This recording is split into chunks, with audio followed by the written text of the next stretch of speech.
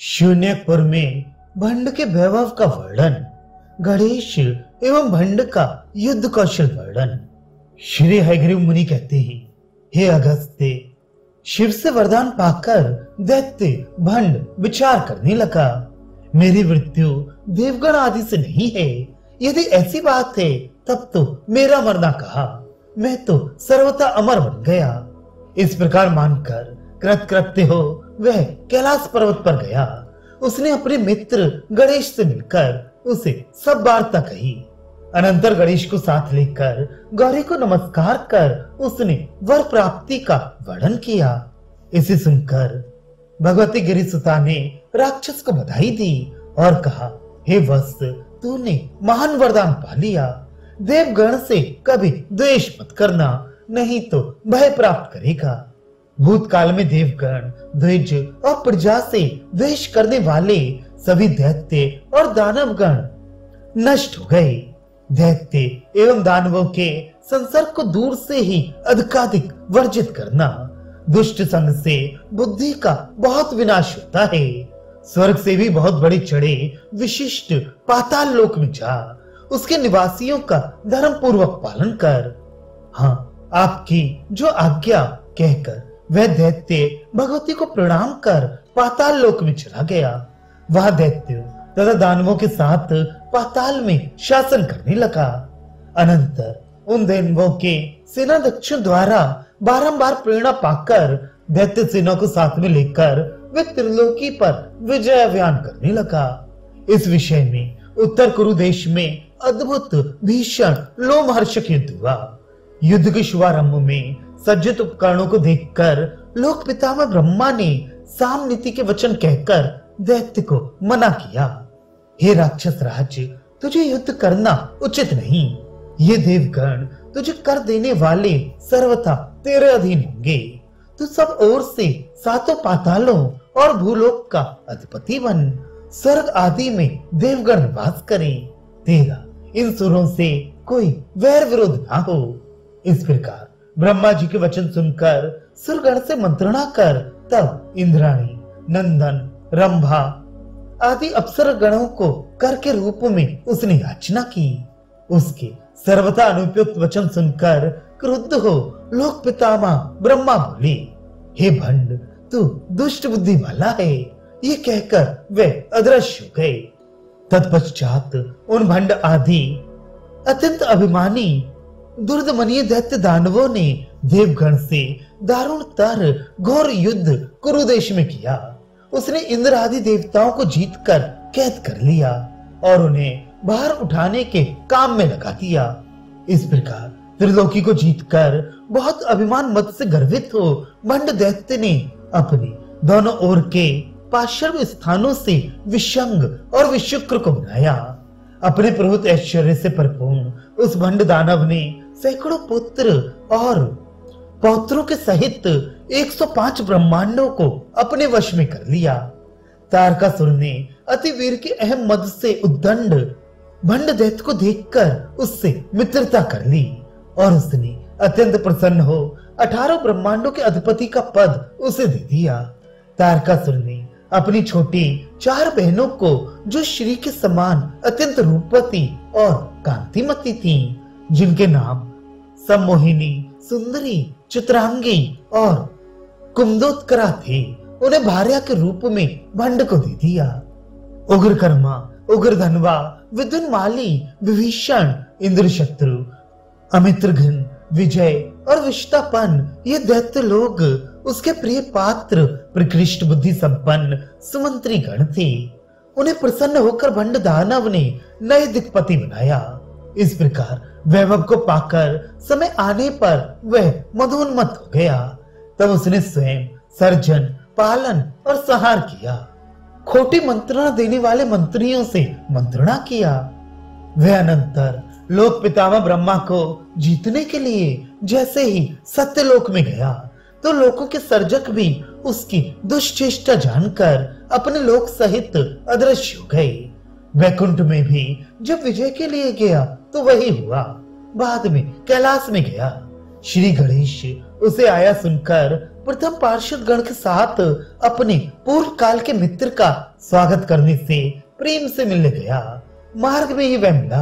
गणेश ने अत्यंत अभिमान में उन्मत्त पूर्व काल के मैत्री को छोड़ने वाले उस भंड को देखकर दैत्य अधिपतियों के साथ अपने प्रमथगढ़ की सेना से रोक दिया। अनंतर भंड से आज्ञा पाया हुआ विभीषण दैत्य बोला, अरे गजानन, शीघ्र जाकर अपने पिता शिव को कह दे कि दैत्येश्वर यहाँ आया है, वह अति शीघ्र उसकी शरण आ जाए, नहीं तो पराक्रम से युद्ध कर तत्पश्चात उसका फल पाएगा। अब यदि वे शूरवीर है तो युद्ध में भाग ले और युद्ध से भाग न जाए।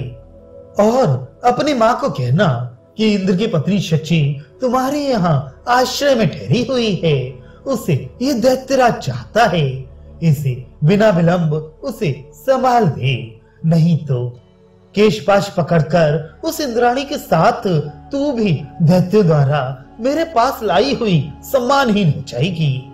जा इस प्रकार कह दे, अरे मूर्ख, मृत्यु के वश में ना हो।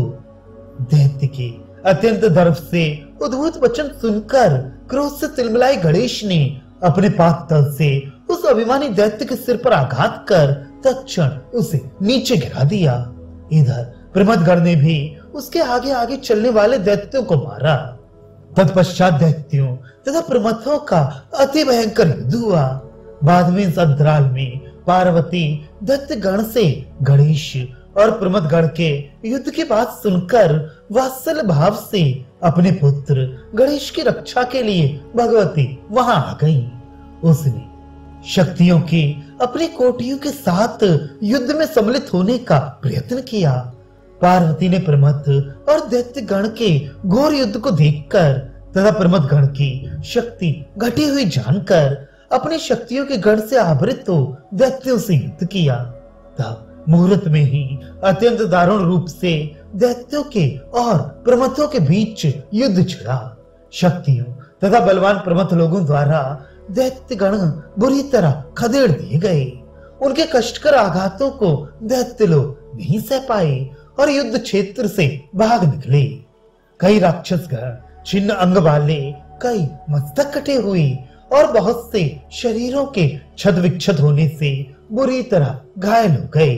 अन्य राक्षस गण मार डाले गए और प्रमथों तथा शक्तियों ने अन्य दूसरे शत्रु पक्ष के राक्षसों को खा लिया। इस प्रकार अपनी सेना के विनाश को देखकर तब क्रोध अति भयंकर भंडासुर रथ पर आरूढ़ हो युद्ध करने को आ गया। उस भंड को गणेश ने अपनी गदा हाथ में लेकर जैसे तिरुपत गामनी गंगा को विंध्य पर्वत दक्षिणापथ भूमि पर आगे बढ़ने से रोकता है, वैसे भर्त्सना कर अत्यंत संपूर्ण शक्ति लगाकर युद्ध में रोक रखा। अनंतर भंड दैत्य और गणेश दोनों में वज्रों को भी चूर चूर करने वाला मधु कैटव के युद्ध के समान बहुत भीषण रथ छिड़ा। दोनों ही युद्ध विद्या में अत्यंत प्रवीण एवं गर्व से अत्यंत उन्मत्त एक दूसरे से जमकर लड़ने लगे, जैसे वन में दो बलवान मदहस्ती लड़ते हैं। अत्यंत क्रुद्ध गणेश ने अपनी गदा लेकर अति वेग से भंड दैत्य पर आक्रमण किया, जैसे इंद्र पर्वतों पर प्रहार करता है। उस क्रिया से उसके घोड़े, सारथी और ध्वजा सहित रथ क्षण में ही नष्ट हो गए।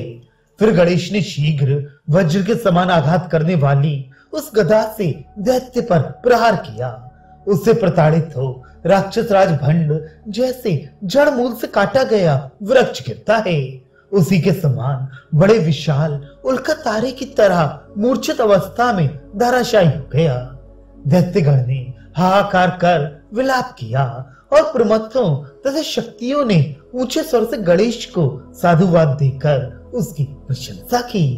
क्षण मात्र में ही मूर्छा से मुक्त हो भंड ने अति शीघ्र उठकर अपने अंकुश से अत्यंत बल से गणेश के सिर पर प्रहार किया। उस अत्यंत तीक्ष्ण अस्त्र से प्रताड़ित हो गणेश के शिरोभाग में आघात हो जाने से वज्र की चोट से आहत पर्वत के समान वह भूमि पर गिरा। शक्तियों के सहित प्रमथ लोगों ने भी हाहाकार मचा और बहुत दुख मनाया। इसी बीच पार्वती ने गणेश्वर को मारने की इच्छा करने वाले भंड दैत्य को क्रोधित हो हुंकार भर से स्तंभित कर दिया। तदनंतर दैत्य को रज्जु पाश से बांधकर शूल से वह मारने को तैयार हुई कि बीच में श्री ब्रह्मा आकर पार्वती से प्रार्थना करने लगे, हे देवी, भगवान शंकर के वर से ये राक्षस राज आपके द्वारा निश्चय ही वध करने के योग्य नहीं है। आप युद्ध से हटें, तभी असुर भूमि पर लौट जाएगा। इस प्रकार कहने पर पार्वती उसके महत्तर वर को जानकर बोली, हे दैत्य में नीच, भूमि पर जा, आज तू छोड़ दिया गया है। फिर इस मेरु पर्वत के शिखर पर कभी प्रवेश मत करना। यदि आएगा तो तेरे सिर के 100 टुकड़े हो जाएंगे, इसमें कोई संशय नहीं समझना। इस प्रकार श्राप देकर शक्ति संगो और प्रमदगढ़ सहित भगवती ने दैत्यराज भंड आदि दानवों को इस प्रकार भूमि पर गिरा दिया, जैसे ताल के फल को वायु गिरा देती है।